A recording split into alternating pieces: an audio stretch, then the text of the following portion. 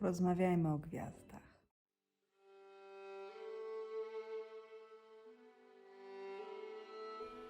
Fate. The stars hold fate in them. They hold the destinies turning round and round and round. What is my destiny? A daughter asks her mother why she cooks a ham. Oh.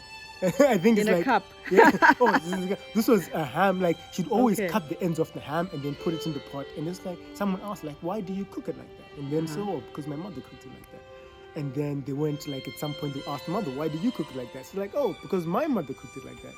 And then fortunately she was still alive. And then they went back and asked her why she cooked it like that. And said, because my pot was too small for the whole ham. So I had to cut the ends off in order to fit it inside. But this gets passed on, like, from generation to generation to generation.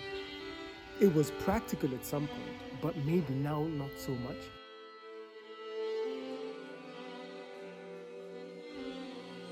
Besides illustrating the complicated relationships between mothers and daughters, this story asks us about our relationship to time. Nguva, the past, the future, what it all means, why it's important, what we want to keep, what is true. If the true thing is the thing that remains, then what has remained and what has been lost? Stories don't break. You can, add in so many other interesting aspects which were not in the original story. And, the story will just live and, become something else. Stories live forever, reborn again and again in various times, wearing many different clothes and disguised in various wild forms.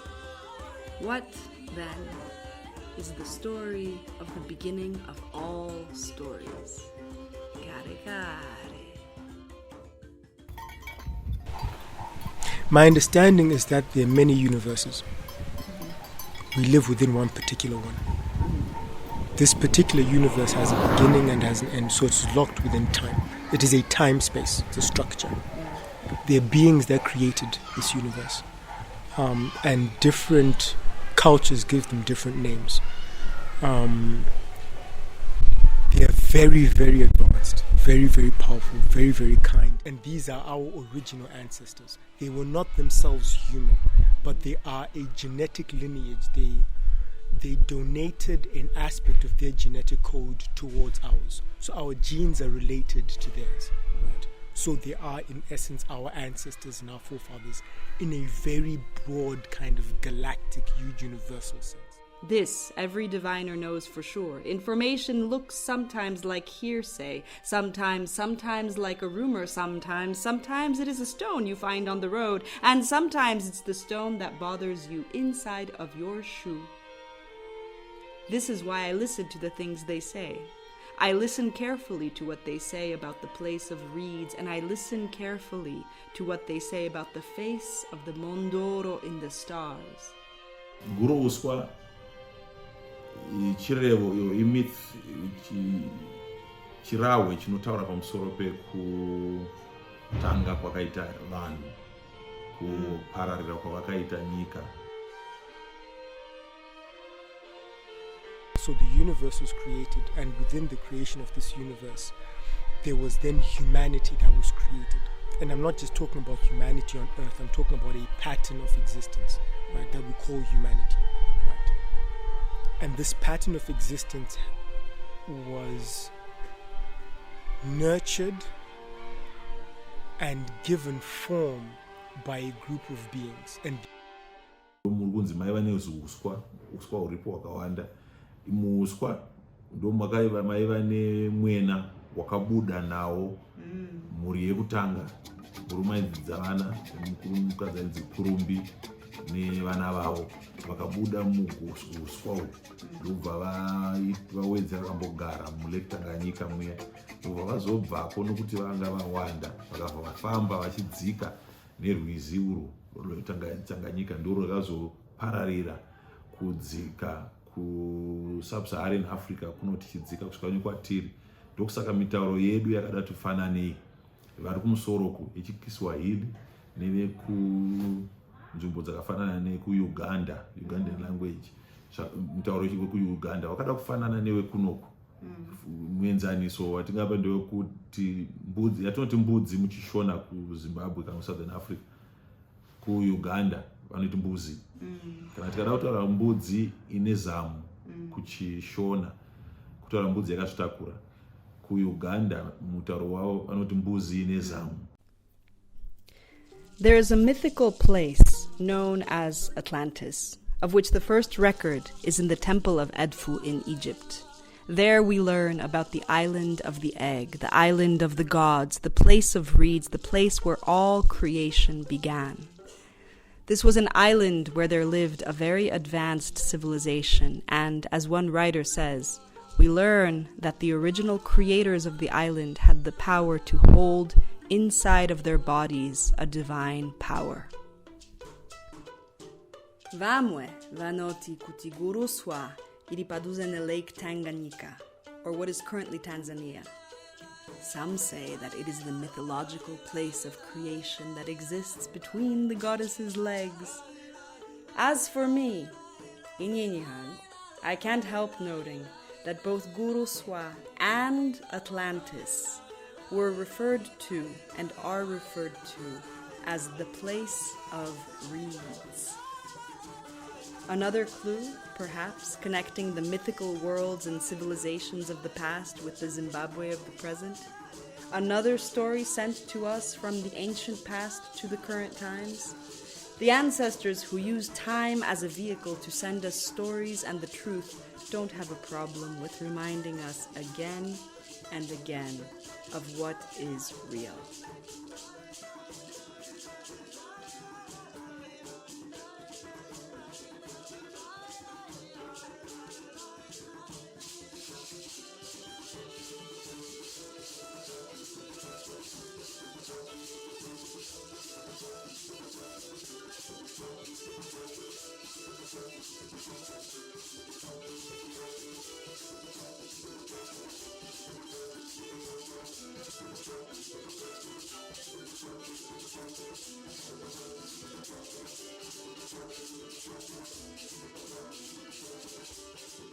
Everything is hollow, like a reed.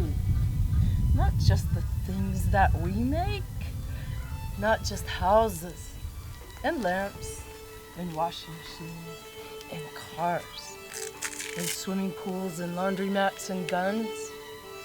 Everything has a hollow, and in that hollow hangs an invisible hook, and on that hook dangles spirit. And within this universe, there was space and time and humanity, and time is what rules us all. Nguva ndomambo kwese kwese. And so right from the very beginning, you've got this relationship between humanity and the stars. We look up for direction, for the seasons, and for the times. It's not the time to do this. How do we know this? By virtue of the stars that we see. Oh, it is the proper time to do this by virtue of the stars that we see. Corresponding verse with that will say, for as long as it's day, or as long as it's time of light, you will work. And when the day ends, no one will work during the night time. But my point is that for our times of the days, for our seasons, for our direction, you'll know this as well. Like as people went out and were discovering the earth around them, they went by ship, they were guided by the stars. But what I feel is, and these are all traditions of humanity. We've constantly looked to the stars. We've constantly looked toward the heavens for direction. When a child was born, there would be drums played to welcome the child into the world. If there was a funeral or someone is passed on, the drums would be there to say, one of us is gone, so we're saying goodbye. When a king arrives, the drums were played. Going on war, the drums were played. So drums are... Marriage, probably. Yeah. Divorce. Oh, okay, when those subjects, I know. Yes, on marriage, when people got married at a wedding celebration, drums were played. And drums were played as a means of communication. If something happened from this village, there's a certain way drums were played to communicate to the next village, and that next village will pass it on to the next village until the whole community is communicated.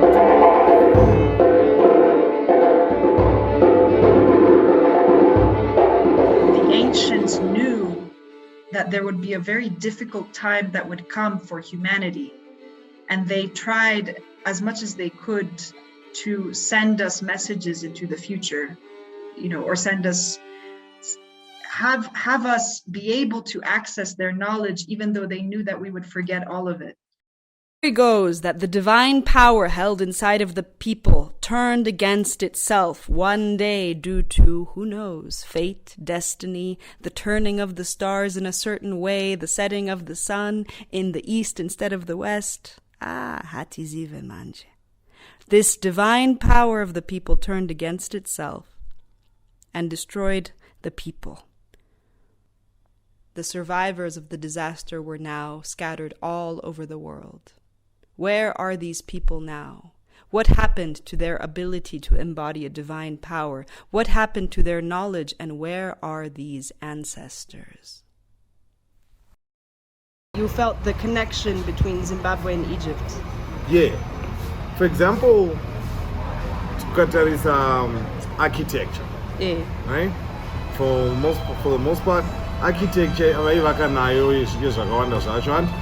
either pyramid shaped or it's circular. It's circular. Yeah. They were just into shaping rock and making and building their architecture off of rock without mortar. Yeah. Right? Because it's not just the three great pyramids themselves, right? Yeah. It's even Mangwe Acho. Kune Mangwe Acho asitombori ari uya.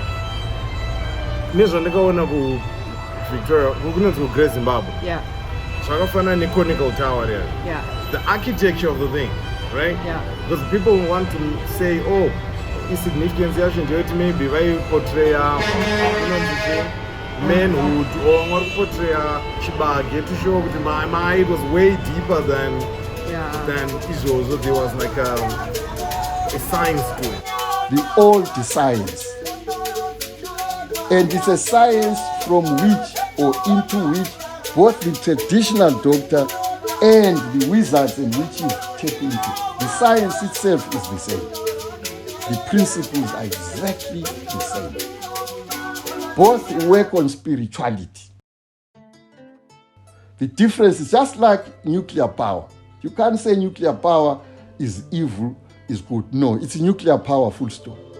It ends there. But you can use it for destructive purposes.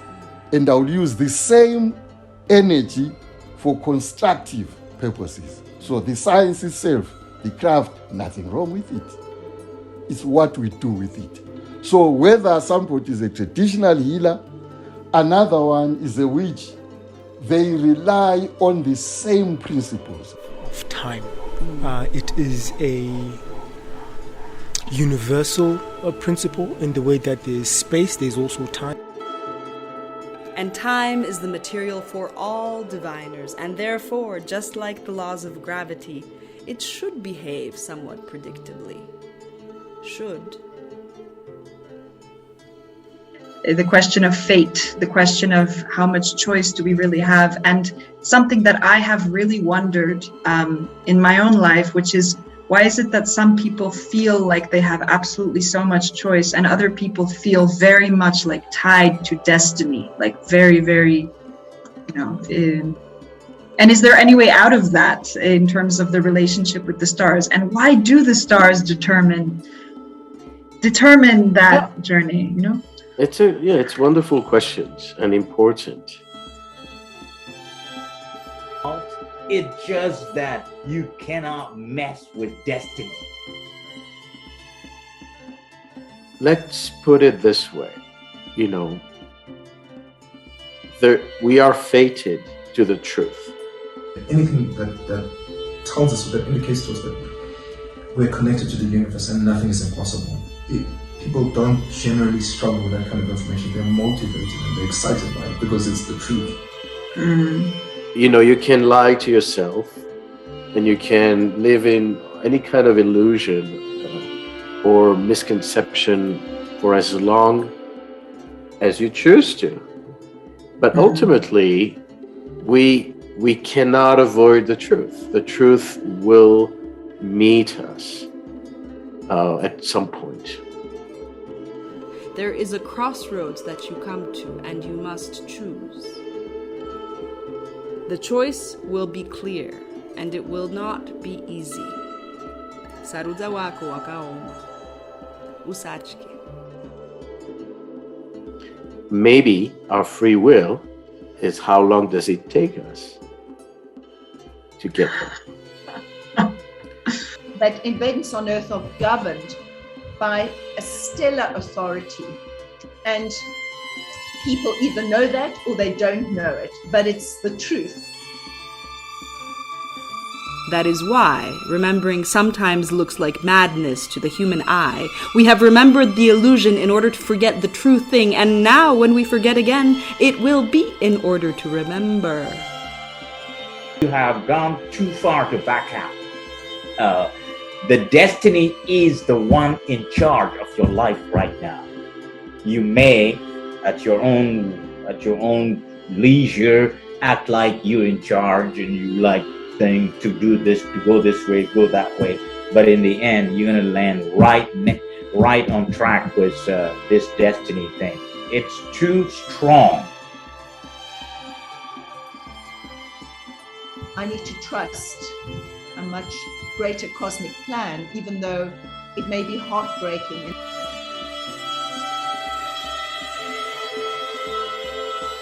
Fate is not fixed. Fate is like we can work with it once we understand how to actually work with it. What are the principles by which fate actually functions? And it's simply from an information perspective. So if we look at destiny as this fixed thing that you can never change, then yes, it's negotiable, right? It's not fixed. It's not your fault. It's just that you cannot mess with destiny, and you were really trying to give a shot at it. I was. It doesn't work like that.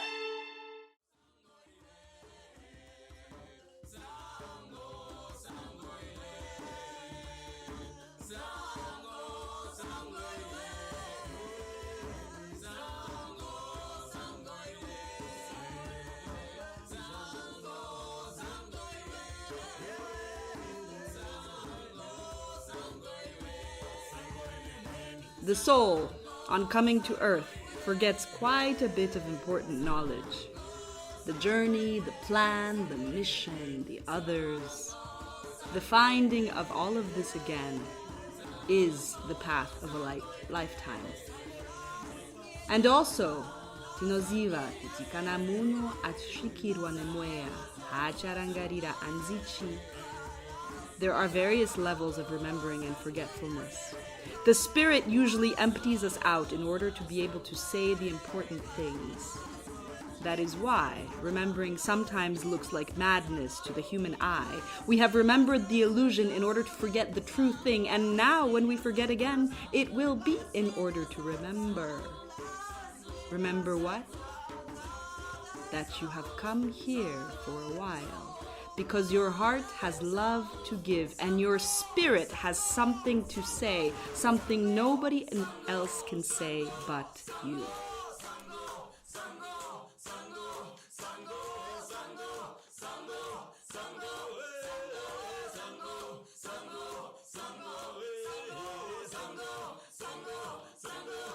That's not a bad thing when it comes to the spirit world. Oh yeah. They actually cause you to have memory lapses and not fill your head with what they consider to be useless facts. Right. Like for me, even in Egypt, that was even going to Great Zimbabwe, you go there, they they tell you a bunch of like they tell you this place is made out of, let's say, 50,000 stones. 50, yeah. And it's like they're putting useless thing into your mind, which is actually keeping you from experiencing the place. Yeah. It's almost like a diversion, you know? Yeah. Same thing with the pyramids, you know? The stones are this weight and so on, which doesn't actually tell you the story of the pyramids at all. How then do we go back to navigate those processes, especially when the architecture of colonialism, you know, did a lot of, you know, messing around, moving things around, and gave us something that is, you know, not quite the original.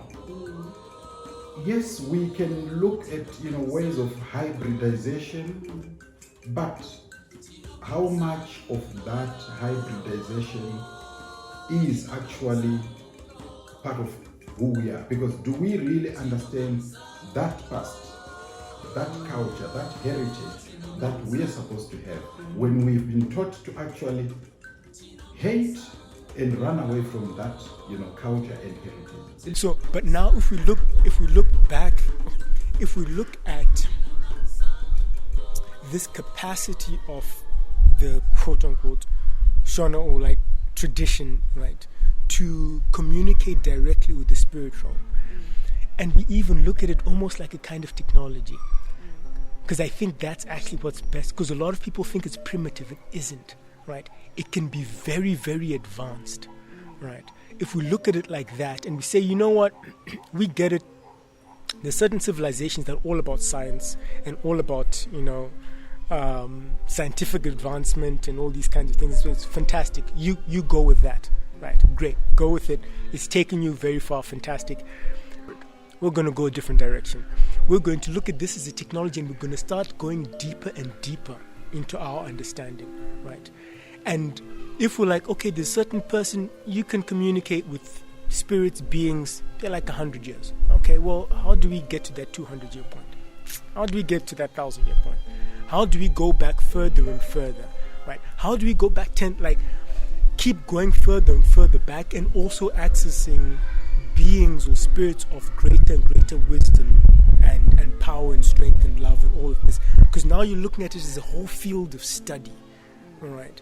And one that can lead to advances, I think, that are far greater than anything that science can come up with, as well as a balance with the natural world and a greater joy within our own cultures and civilizations. I just felt the magic of it all. I was like, yo, now I need to start seeing a whole lot of other things, because this is mind-blowing, right? It was like mad mind-blowing. Wow. Yeah.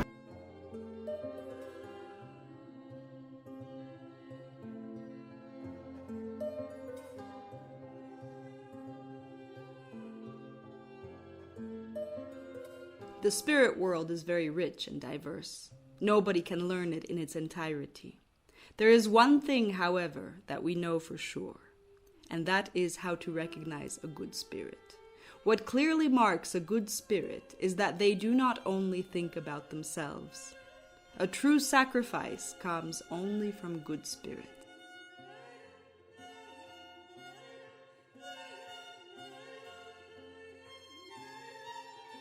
Mondoro iyoyo inotoremekedzwa zvakanyanya. Tinodziremekedza zvakanyanyisa. Hativati mondoro, totovati sekuru. Nyangwe achibuda pane munhu akaita seweso, tototi sekuru. Ende haingobudi pane munhu wese manga-manga. Inotori nezvainotsvaga pamunhu iyeye kuti mwoyo wake wakamira sei, ende akamira sei. Mondoro haingobudi pese-pese.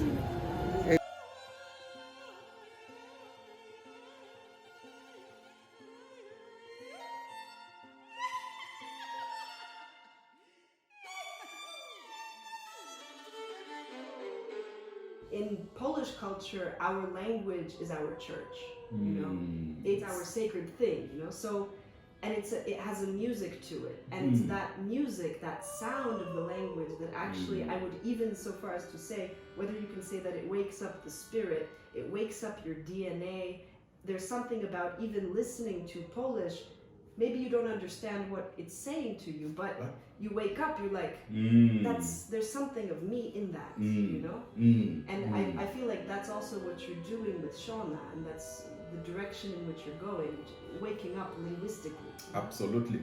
And, you know, unfortunately, the tragedy that we have is when you are taught to hate your own, such that you end up not even, you know, having, or you lose that, I'm trying to find the English word, where, you know, that connection, that... Chaminuka akabadai, akabazodai, akadai, wobo wapinda pakuras, wodzoka nayo nyaya, akazoti adai, akabadai.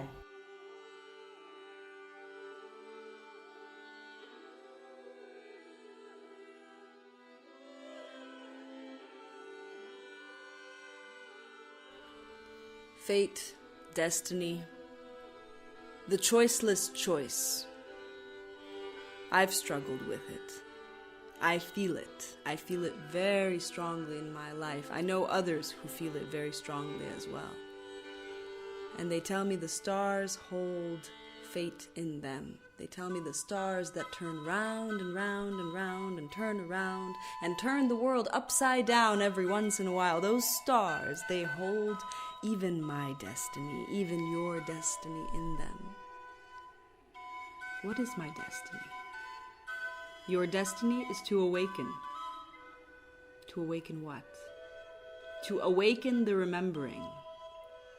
The remembering of what?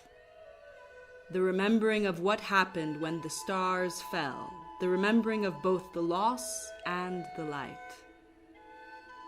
How will we endure the remembering of the loss and recover the heavenly light? Ngonidzashe Murove. You have to. You must. It is your destiny.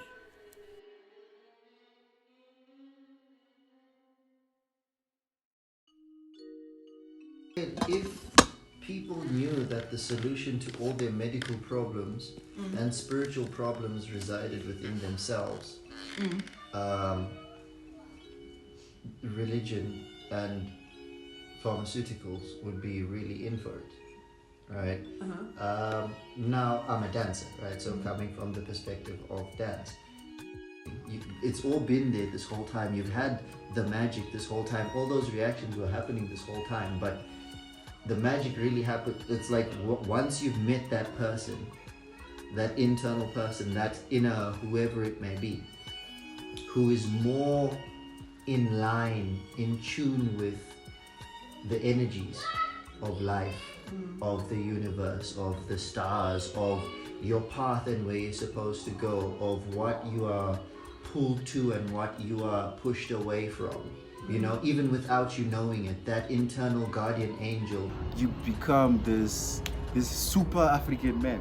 We should create our own super movies with our own shikiros saving the world. That's what we need. And yeah. They are in essence our ancestors and our forefathers in a very broad kind of galactic, huge, universal sense, right? And they have different genetic lines, and one of these beings have a feline genetic line, right? And they are given different names amongst different cultures. You will see them like lion-like beings. You will see them as some within the New Age movement. They are given another being, feline hominids. So I took that mantle into Parliament, placed it on a chair, and I said, who will speak for the lion? Because ask the lion whether your laws are acceptable to nature. The old culture that I associate it with Africa. I see it very much in the Slavic terrains, where there's an old and wild part of life of which it's on you to try to understand it, and you never will. You know, it's like the responsibility is on you to engage with a mystery that it's your responsibility to appreciate the mystery of it, you know? Yes. And then that thing of you standing there being like, who now in this audience feels called to learn Shona? You know? Because one of you, at least one, will feel the call, will be like, wow, what that man is doing, that's what I feel it. You know?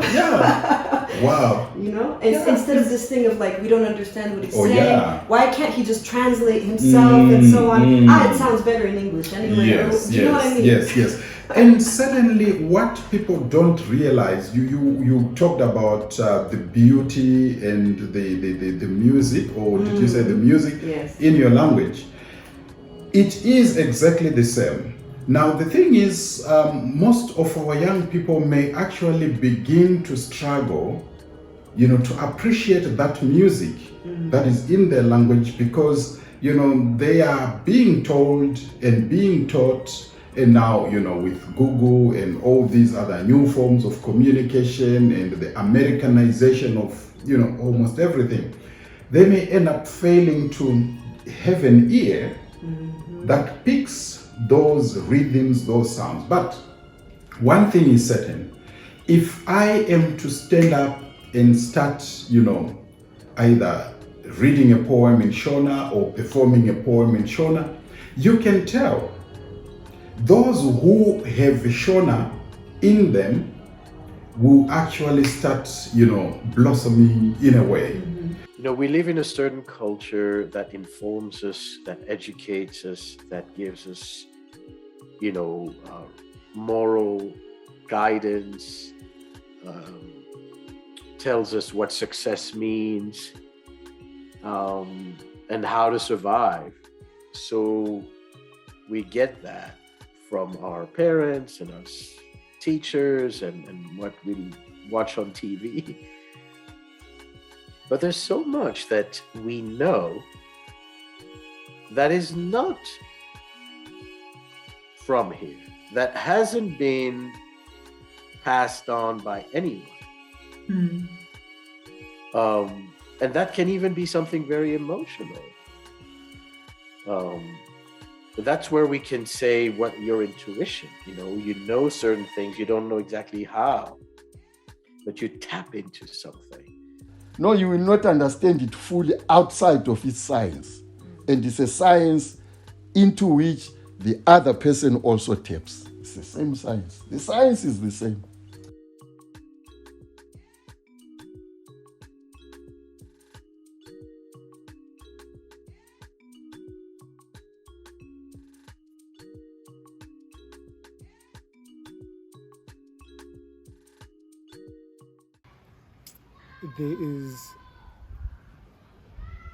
There's a dream that I had, and I've mentioned this dream to you before, that kind of also started to get me down this path.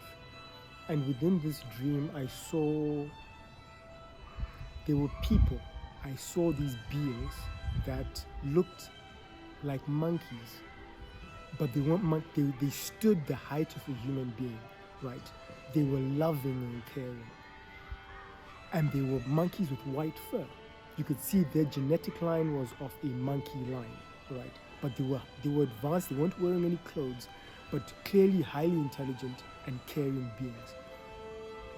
After that, when I started having a conversation with my family about it, I think it was my brother who mentioned something that I hadn't even connected the two, right? But when he mentioned this, I was like, that's interesting. And he mentioned how the Soko totem is called Soko Vudzijen, right? Which is white hair.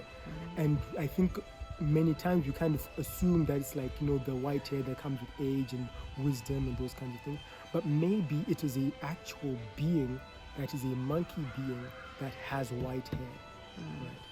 And some aspects of our praise poetry is related to the characteristics of these beings that people with sight were actually able to see. Kuziva kunoda kuzivikanwa nevanhu kuziva. Kuda kuziva kunoda kuzivikanwa nevanhu ndiko kunoita kuti vazive. Asi mukati mekuziva mune kuziva kunonzi kuziva nekuziva kunonzi uku hakusi kuziva. Kuziva kunoda kuzivikanwa nevanhu ndiko kunoita kuti vanzi vanoziva. Asi vanhu kuziva kwamunoti kuziva ndiko kuziva kwandisingazivi kuti kuziva rudzii, kwandinodawo kuti inini wamunoti handizive ndigoziva, asi ndigozokuudzaiwo kuti inini wamunoti handizivi ndine zvandinoziva zvamusingazive, saka ndinoziva. Tiri kungotarisa kuti ndiani ari kuti uku kuziva uku hakusi kuziva. So then when you have a group of people, let's call them the Shona, as much as, that name is complicated, but let's say, who navigate the world, besides the people who are perfectly comfortable with it, the others who navigate the world in terms of, if we do too much of this or too much of that, then we will get into this state and that will be embarrassing or uncomfortable, so let's not put mvidas in churches, or let's not do this, or let's not do that. Then it kind of, there's this idea of, okay, where did these people actually come from? What is their relationship to the ancient past? Yes. And what would happen if that whole group of people suddenly said, instead of playing the academic games, because I find them to be academic games of, oral literature versus written literature, all this, like... Yeah. I have to edit that out. To just say, like, actually, our way of sourcing information was incredibly direct, and our lives were about constantly being in a state of readiness to receive that information. And what kind of a revolution is that create?